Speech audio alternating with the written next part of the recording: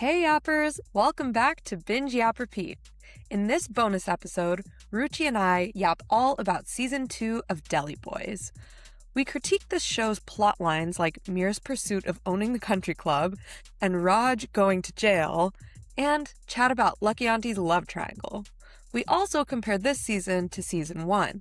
We had high hopes for this season, but we're sadly left feeling a bit disappointed. If you watched this season, we would love to know what you think. Buckle in because our episode starts now. Hello, Yappers! Welcome to another episode of Binge Yap Repeat. I'm Ruchi. And I'm Shalini. And today's episode is about Deli Boys. So we actually do have an episode on Deli Boys Season 1. Quick disclaimer, it did happen when we were like week 2, maybe week 3 into podcasting. So it probably doesn't have very good audio quality. But if you are looking for a season recap on Season 1 of Deli Boys, go listen to that. Anyway, back to this week's episode, which is about Deli Boys Season 2. Deli Boys is an American crime comedy series created by Abdullah Syed. The series follows two Pakistani-American brothers whose lives are upended after the sudden death of their father, which reveals his criminal cocaine enterprise. The series stars Asif Ali, Sagar Sheikh, Purna Jagannathan, and now in Season 2, Fred Armisen. The second season premiered on May 28th, 2026 on Hulu. As always, this is a spoiler-friendly zone, so if you haven't binged, or if you care about spoilers, hit pause, go binge, and come back when you're ready to yap with us. And then you can also watch Season 1 of Deli Boys, and then watch Season 2 of Deli Boys, and then listen to the corresponding episodes, and then listen to this one. There you go. It's a long to-do list. You've got work to do, yapper. Okay, Shalini. Please recap where we left off in Season 1 and what happens in this season, because I could not for the life of me remember, and I don't think the show did a very good job of explaining. They flashed some scenes and I was like, I kind of remember this, but I feel like I don't still. Did you watch the recap that was at the beginning of the season? Okay. I did. And I was like, I remember that is what happened, but I also remember that there were other things that happened at the end of Season 1, which were not talked about in the recap. Weren't they trying to flee the scene with Raj's girlfriend? And then she turned out to narc on them or something? Yeah, I think that happened in the middle of the season. Okay, I'm really not the right person to ask about what happened in Season 1. I did not watch a recap video for Season 1 of this show, unlike what I did for the 4 seasons, because they had a recap at the beginning of the season, so I was like, oh, okay, this is good enough. Did you think it was good enough? I mean, it reminded me about the major plot points and where they left off, which was that they found out that Ahmed was the one that killed their dad. And so I was like, okay, that is the starting point for this season, that they know this fact. But yeah, I didn't really remember what happened with Raj's girlfriend. I didn't really remember what happened with Mir's girlfriend / fiance, who is not in this season. Neither of them are in this season at all.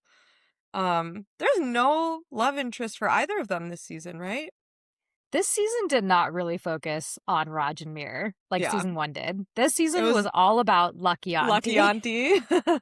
True. Yeah. Which I loved. But, yeah, I felt like there was definitely some gap between end of Season 1 and beginning of Season 2. So we start beginning of Season 2 with them having a super lucrative cocaine business where they have so much cash money that they don't know where to put it. So they're putting it into the random things that they're selling in their gas station, which is crazy. Like stale donuts and stuff. Yeah. So gross. Very gross. And then in Season 2, it's a very short season, in my opinion. It was less than 3 hours long. It was Yeah, it's like 6 2.5 hours. Yeah, it was like 6 episodes that were 20 to 30 minutes. Super, super quick. And I felt like things were simultaneously rushed through, but also too drawn out in some ways. It was a very strange pacing of the season. And Yeah. I guess, spoiler alert, I didn't like it that much. I didn't like it either. Ah! Well, so what I liked about season one was that it felt really fresh. We never really see, like Pakistani American representation very much in television. And if we ever do, it's very much like model minority. So it was really fun to, like, what I loved about it was that it was so fun to see this new perspective on Pakistani Americans and like brown Americans in general. And I loved kind of some of the nostalgic stuff from Philly because I lived there for 2 years. And I found season one funnier than this show. So I felt like, or sorry, this season. So I felt like this season was missing so much of what I loved about season one and had just it was like the same level of chaos with worse, like, plot lines and outcomes. Yeah, I think it felt like a lot of chaos that ultimately ended up feeling sloppy rather than, Yeah. what is it, like organized chaos. You know what I mean? Like Yeah. planned chaoticness versus sloppiness. Yeah. Yeah, which is so unfortunate. I really, really, really wanted to love this show so much. I did enjoy season one. And like you said, I think there were a lot of cultural aspects that I really appreciated about season one that kind of continued on to season two, like all of the Urdu that they were speaking, the like, what is it called? The guzzle, or like they had like the Indian concerts. You know, Oh. in season two, there was a scene where Lucky Auntie is kind of reminiscing about her relationship with Emmett. Oh, And yeah. there is a scene where they invite yappers. This is like a very, I guess, kind of common thing where someone just like hosts musicians from Pakistan or India or whatever. And then they bring the musicians into their house for like a night of just listening to classical music, like how you saw in the show. I don't know. It's you're not really. I guess this is not something that happened with you. I didn't grow up around very many Indians, so I didn't Okay, have, like, an Indian community, really, that, like, did stuff that was Indian. I There were see. 4 Indian families in, like, the 3 towns in my, like, surrounding neighborhood like, surrounding town area, and we would just get together and, like, have a potluck every month.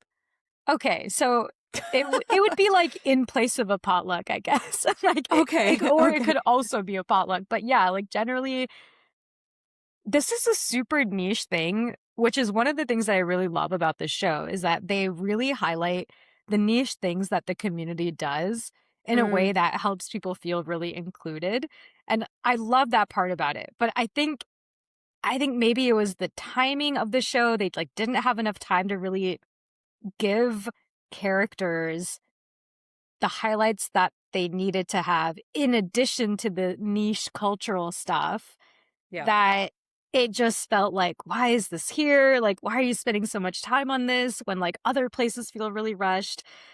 I don't know. It was very strange, but I guess I did appreciate the niche cultural moments, which was these things about like people just inviting random musicians to their home Yeah. and like having a great night, cultural night, but then speeding by other things. I felt like I have whiplash from watching this season.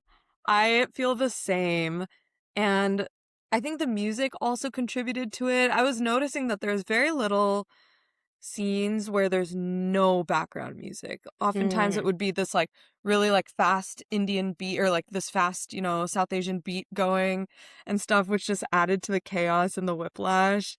Or it would be like actually loud music playing. But there's very little just scenes that happened in the absence of any music. yeah, definitely. It also felt like I feel like normally in shows like these, you have like your A storyline, your B storyline, sometimes C storyline, and they Hmm.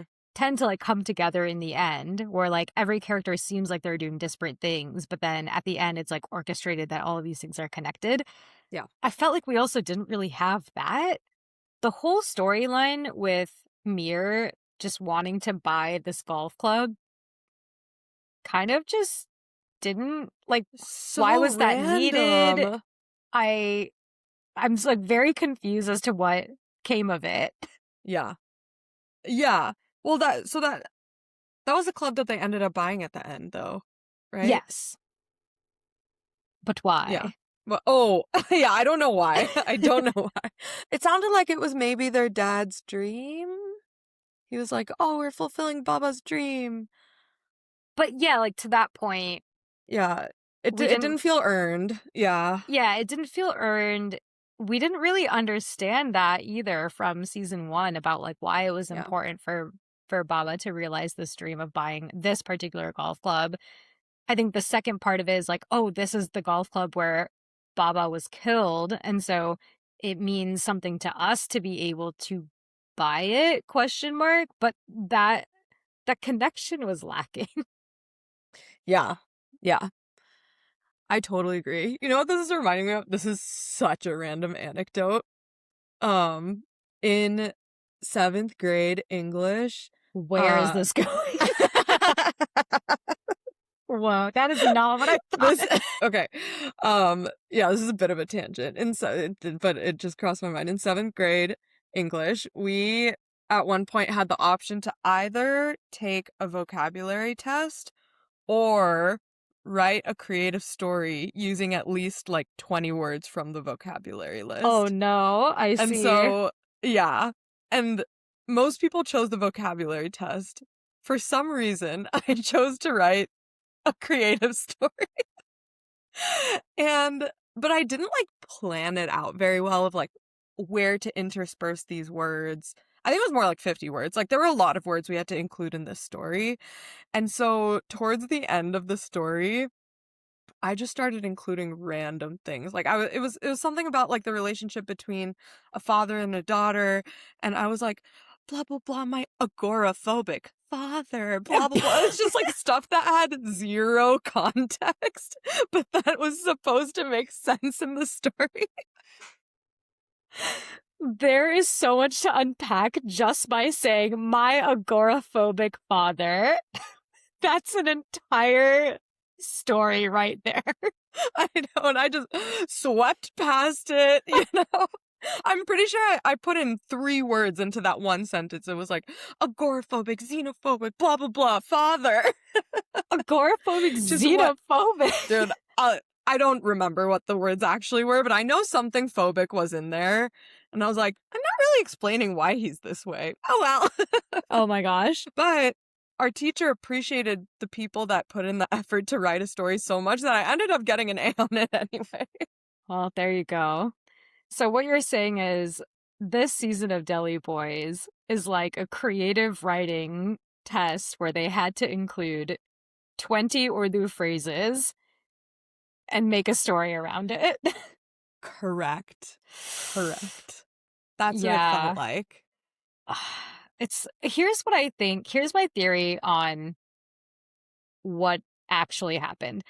I think that Hulu wanted to cancel it, felt like they couldn't cancel it because there would be a cultural backlash. Hassan Minhaj stepped in, decided to fund at least a part of it so that season 2 would get made. They ended up spending most of that money on getting Fred Armisen on board, ended up not having enough time and to like flesh out a full-fledged story with Fred Armisen because Hulu was like, all right, I'm giving you a season 2, 6 episodes, 30 minutes each. That's all you get.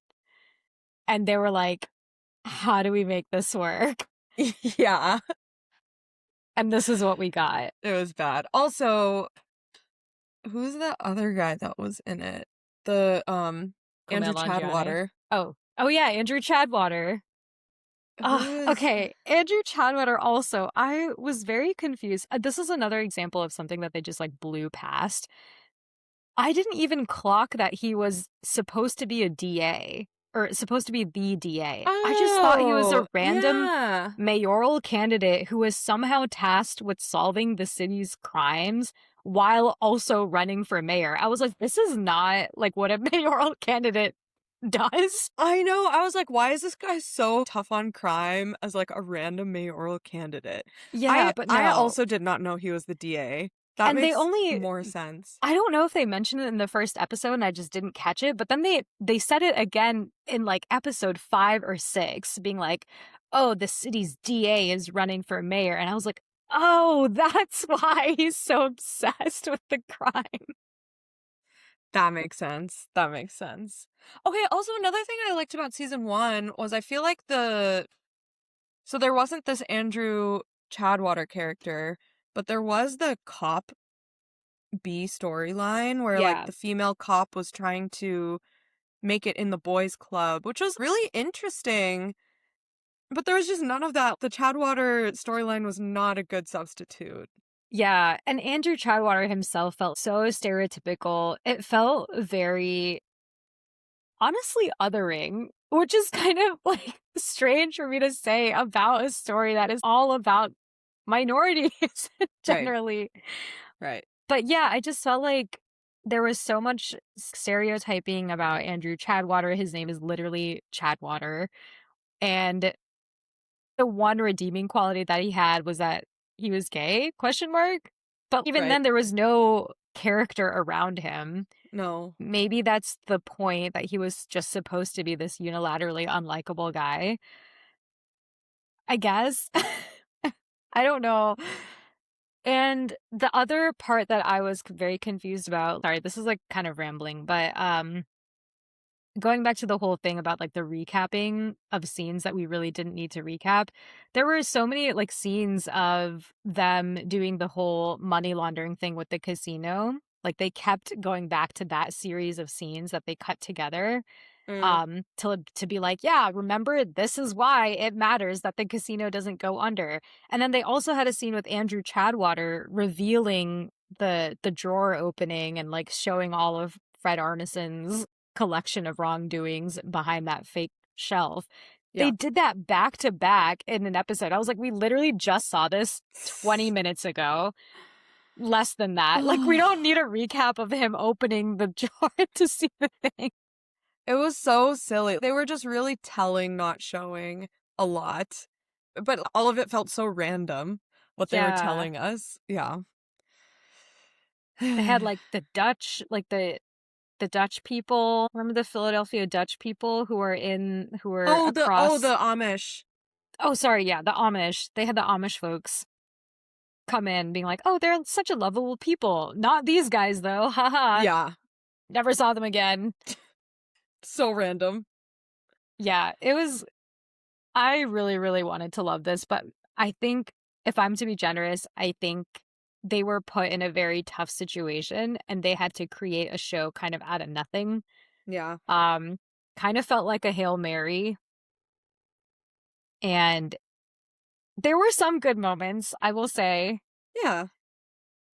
But yeah, I guess like ultimately as a season, it did not feel very cohesive. Yeah. I absolutely agree with that. Very unfortunate. And I did like season 1. It's not my favorite style of show. Like I don't usually love I don't know. I felt like there was some overacting and it was really fast jarring comedy, which is not usually my style, but despite all of that, I really liked it because of the things that I've mentioned and I just feel like it lost a lot of it. Let's talk about Lucky Auntie and Fred Armisen and Kumail Nanjiani. How did you feel about that storyline? Because that kind of felt like the A storyline, I guess, is like Yeah. her relationship. Yeah. I thought it was really funny that she was into Fred Armisen and that he was so obsessed with her. I wanted more Kumail Nanjiani. I loved his character and I loved that he was trying to win her back and stuff. I wanted to see more of them together because I thought they had a lot of good on-screen chemistry. Yeah, agreed. Yeah. W- Okay, speaking of Kumail Nanjiani, what was the whole babe thing? Like he mistakenly called the judge babe, and it was like, oh, haha, it's like calling the teacher mom. And then Yeah. he did it again, and it was kind of like a laugh thing, and then just like never was talked about Yeah. after that. I don't think it was meant to be that deep, but it was also not that funny. Like it was just Yeah, I think they were just making a joke that he's actually, like, not that good of a lawyer and, like, kinda stupid. I see. Okay. That was not very clear to me. Because then there was another scene where after they did the ping pong thing to, like, fight for Lucky Auntie's affection, Lucky Auntie was like, "Oh, yeah. Wait, if Raj is going to be killed in prison, he's, like, in danger." And then Kumail Nanjiani character was like, "Oh, that means we can apply for bail because he's at serious risk of being harmed." And he, like, runs out. And then Lucky Auntie, like, has a whole moment with Fred Armisen. I like how we're just combining actors and character names Lucky here. Auntie, Fred Armisen, Max Yeah. Sugar. Max Sugar, there we go. So Lucky Auntie and Max Sugar have a moment where she's like, "Yeah, that's why I told him that he was in danger because I planned this all along." And I was like, Huh? "What? Like, if you had orchestrated this the whole time, why not just say that You're you not were, interested or, like yeah, that you're not interested, or like, oh, actually, can we just get him out on bail because he's in danger if he stays in prison? So, like, that's the reason why we should Yeah. pull him out on bail." I thought what she was saying was that I was never going to choose the one that gets him out of jail. I was always going to choose you. But I didn't think she was saying that I planned this whole thing. Okay, should we verify this? Because I feel like we should verify this before. I feel like we should verify this. Okay, let me go get my phone. Okay, having very recently revisited this episode, we have determined that what she said was, uh, I was never gonna go with him. I'm not just some carnival toy you can win. I just said all that to get Raj out. And our interpretation is that I said all that means her being like, whoever gets Raj out of jail can have me, not specifically about him getting hurt in prison. Okay, so she was not aware of the whole, if he's at risk of being harmed, then he can be let out on bail. Okay, Correct. there we go. Ah, interesting. Because I was like, okay, maybe she's playing him here. Maybe this is a whole relationship dynamic that we can get into, and then we just didn't. So, okay, that's fair. Yeah. Who do you ship with Lucky Auntie? Oh, I just love Kumail Nanjiani so much, but he's such a he's so annoying in the show. But so He is Fred was fit, Armisen. though. He looking fit. Very fit. Oh my god, his ping pong outfit. I was like, damn, okay. I see that pec definition. I know, he had muscles. I was like, calves? Dang. Glow up. Big Yeah. glow up. I think because of his Marvel film, right? He was like going to the gym. Oh, that's why. Okay, I do remember he recently had a crazy glow up, and someone was like, have you seen him recently? And I was like, what? And then they showed me a picture, and I was like, holy shit. Good for him, you Good for know? him. Good for him. Yeah. Okay. Yeah, so I think I ship him with her just because I love Kumail so much, but not because I love Danielle so much. Yeah, that's fair. I kind of liked Fred Armisen as a character, Max Sugar as a character. I thought Yeah. Fred Armisen did a great job about like being this like kind of creepy casino owner who was also very threatening. Yeah, I agree. How old do you think his character was supposed to be? Because he has a daughter who's still in high school, but his Yeah. hair is all white. I think it's supposed to be powdered sugar, you know? Or like, I guess even white sugar works. Doesn't have to be Cane powdered. sugar. It's not brown sugar. That's Lucky Auntie. Yeah, I don't know. I was expecting like 50s, early 50s. Oh, okay. Okay. Because when we first met him, I thought he was like in his 70s, but then he had a teenage daughter. And then I was like, how old is Lucky Auntie? And then Kumail came on, and I was like, how old is Kumail supposed to be? I was very confused. Yeah. I don't think the ages were that important, I guess. Fair. You know, compared Fair. to Four Seasons, where it's like they are in a very specific part of their Phase lives. of life. Yeah. That Versus is like this true. is more like It's more about the circumstances than the ages. Yeah. Also, do you agree with this? I don't know if you agree with this, but I feel like because of the things I've seen both of them in, I think of Purna Jagannathan as a generation older than me, but I think of Kumail as my generation.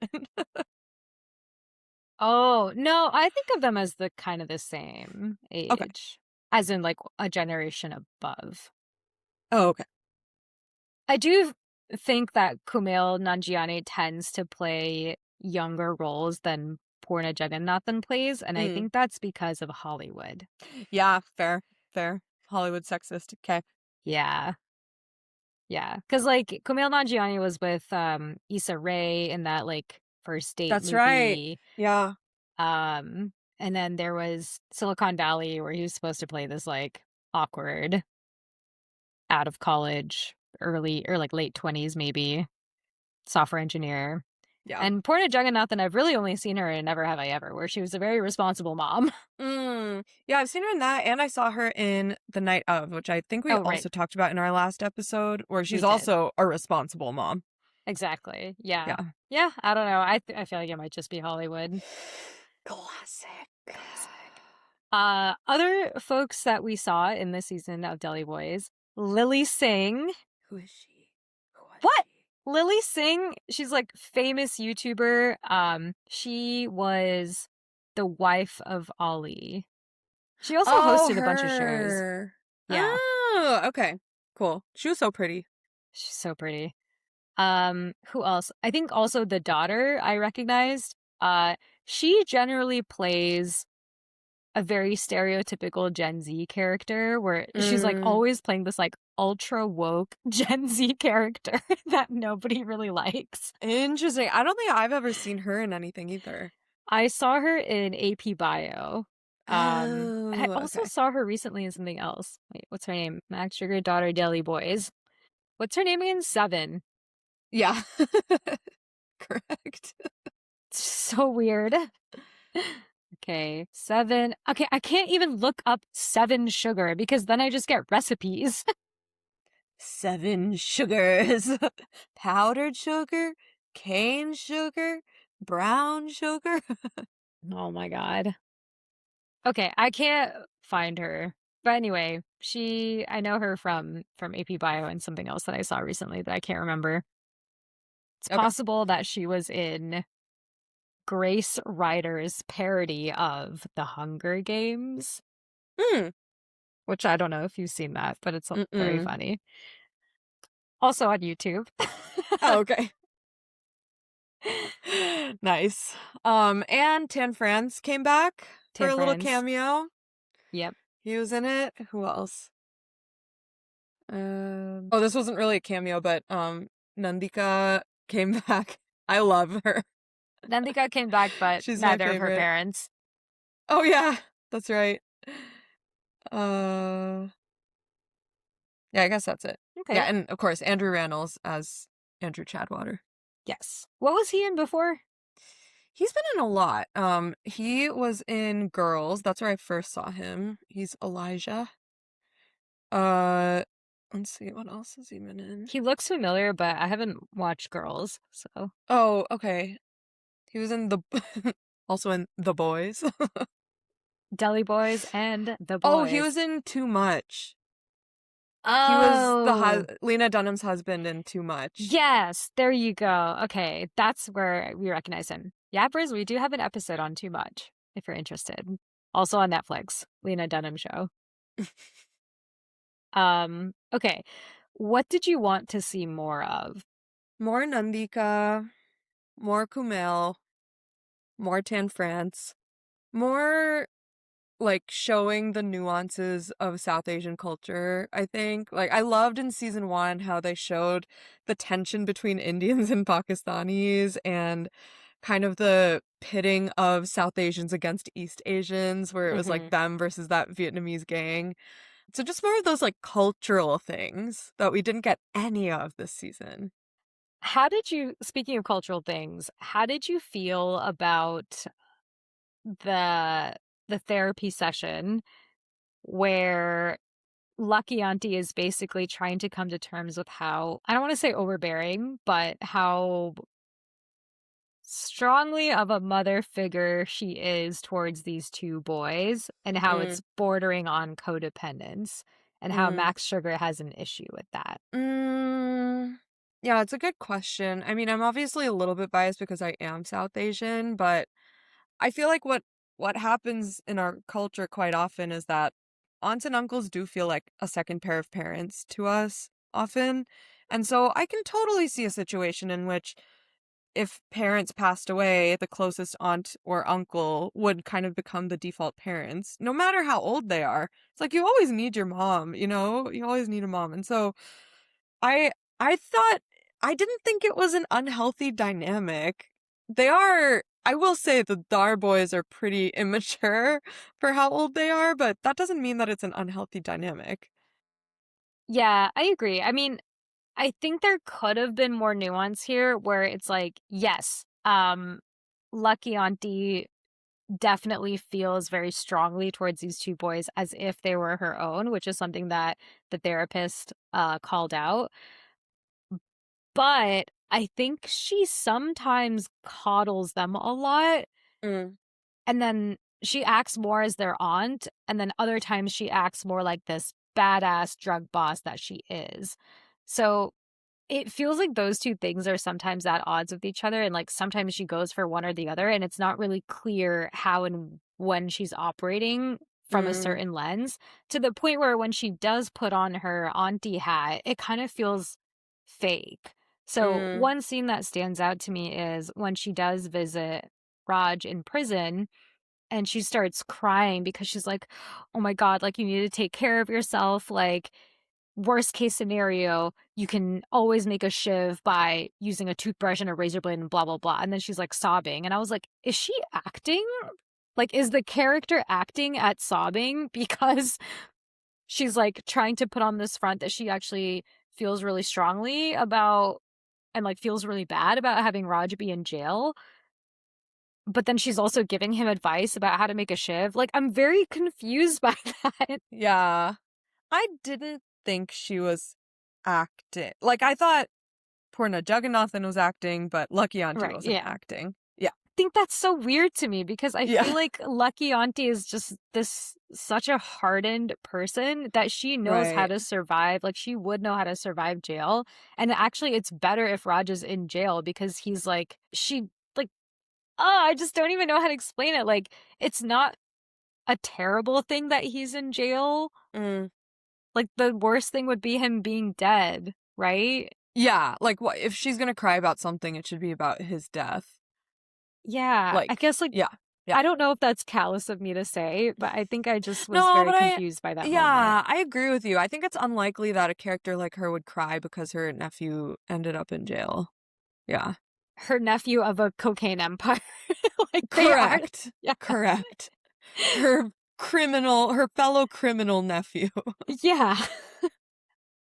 Yeah, Okay, yeah, 100% agree. that's what I was getting at. I was very confused by that.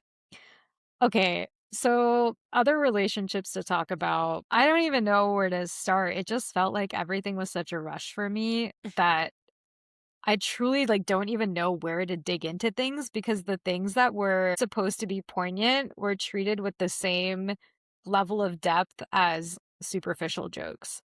Yes, that is so true. I think that's where this show falls flat for me because there's nothing to really hold on to. It's just all rushed through and nothing is really treated with very much importance. Yeah. Yeah.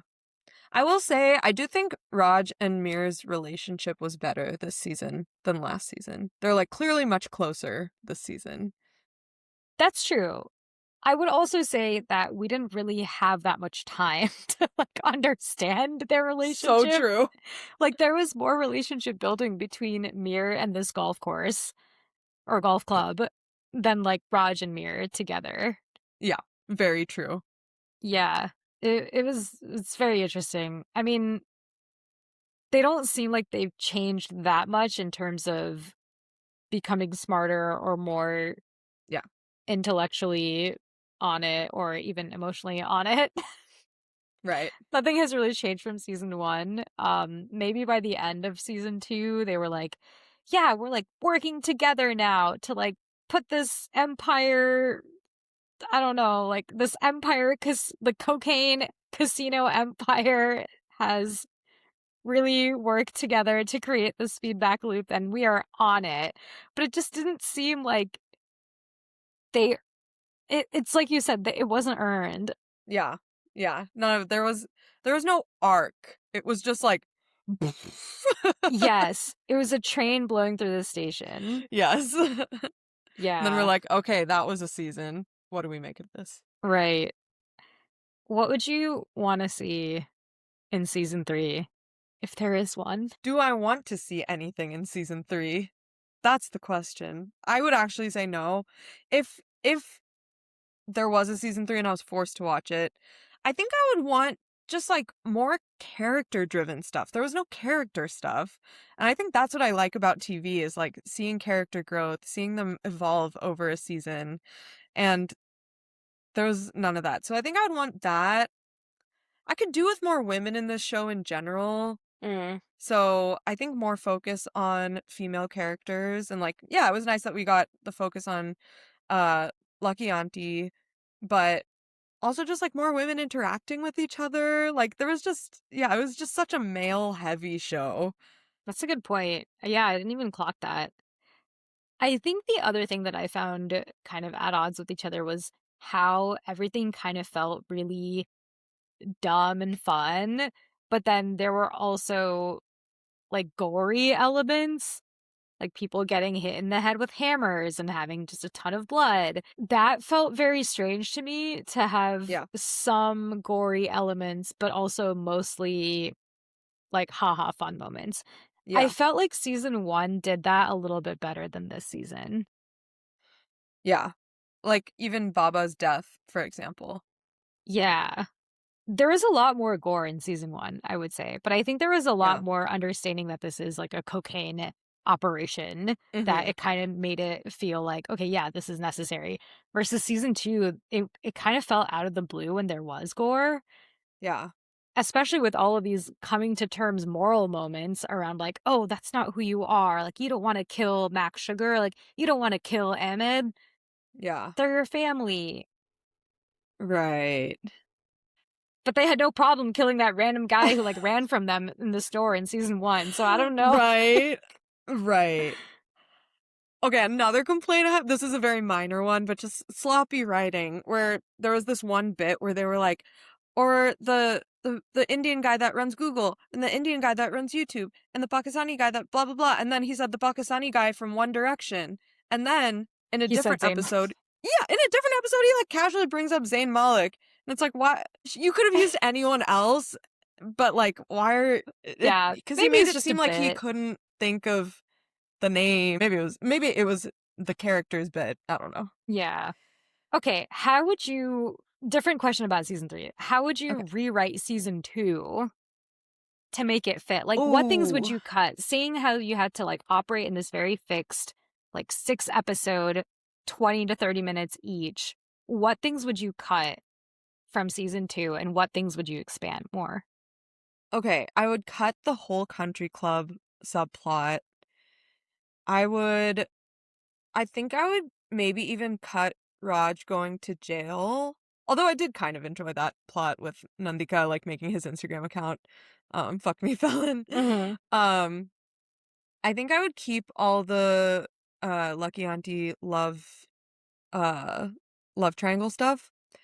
And I would add more like internal conflicts of the characters. Like I would have liked to see something like Mira's, now pretty established in this business, but he still feels like he would have preferred to have a straight edge lifestyle. So he's still having a hard time adjusting to this crime lifestyle. And then Raj struggling with, similar, like just make them the same character they were in season 1, where Raj is still like, oh, he's not super responsible. I guess they kind of showed that he's like a little rash, um, and stuff, but I think just more character stuff.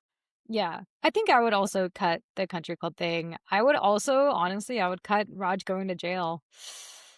I would focus a lot more on Lucky Auntie's relationships, and I would have a lot more Yeah. character development on Raj and Mir trying to figure out how to work together and just having that come around moment then at the end where they are working with the casino to make their cocaine empire grow even stronger and laundering their money. I feel like that would then be an earned moment Mm, versus them just like randomly doing their own things and still fighting and then being like, okay, actually we work together great now, so it's fine. yeah. 100% agree. Yeah. Ah. Okay. So much Again, potential. there were moments that we loved about this. I think we are, just being like very critiquey. It's because we care. We had higher expectations of you, Deli Boys. Uh, should we do ratings? Sure. I think I would say quality was a 2, enjoyment was a 2. Whoa. Okay. Yeah. I was gonna say quality 2, enjoyment 3. Okay. I think there are still moments that I liked about it, and I did want to see it till the end, but nothing gripped me. Yeah. All It right. feels wrong. It feels It feels wrong wrong. I to know. rate it this low. If this were a food, what would it be? I think like a stale pakora. Jot that has been sitting out for too long and now all the crispy bits are soggy. Yeah. And it's like, why is this still here? And the Someone forgot portion about it. the portion is too small, but it's also a really heavy food. Yeah. Oh God. Okay, yappers. Well, Yeah, this is what a way to end this episode. Yappers, if you severely disagree with us and you were like, this was such a laugh and I loved it, please let us know. Maybe we're just being too hard on ourselves because we're brown people and that's what we do. We're just harsh on each other. if we want to move on to binge in progress, I actually have a very positive brown culture thing that I have seen. Excellent. Let's talk about it. Okay, so have you seen the movie The Lunchbox with Ifran Khan? Oh, I haven't, but I've heard good things about it. Phenomenal movie, so well done. They have recently turned it into a musical, and I saw that musical last night in Berkeley, and it was so good. Just so good. The set design is awesome. You really feel like you're in the streets of Bombay. And the singing was really good. The main character guy from afar kind of looks like Ifran Khan, and the story was really good. I mean, the story is the same as the movie, but so sweet. Yeah, Oh, it was very good. okay. I love that. How long is it playing until? That's a good question. Until July 5th. Oh, okay. Great. Bay Area yappers, go watch The Lunchbox if you want good brown culture media. And let us If you know. watch Deli Boys and you're like, I think I could do better, then go watch The Lunchbox. The movie and the musical. Great. Okay. Thanks for yapping with us. See you next time. Thanks for yapping with us. If you loved this episode, have some hot takes we missed, or if you've got a show you're dying for us to binge next, follow us on socials. We're at Binge Yap Repeat. Until next time, happy binging!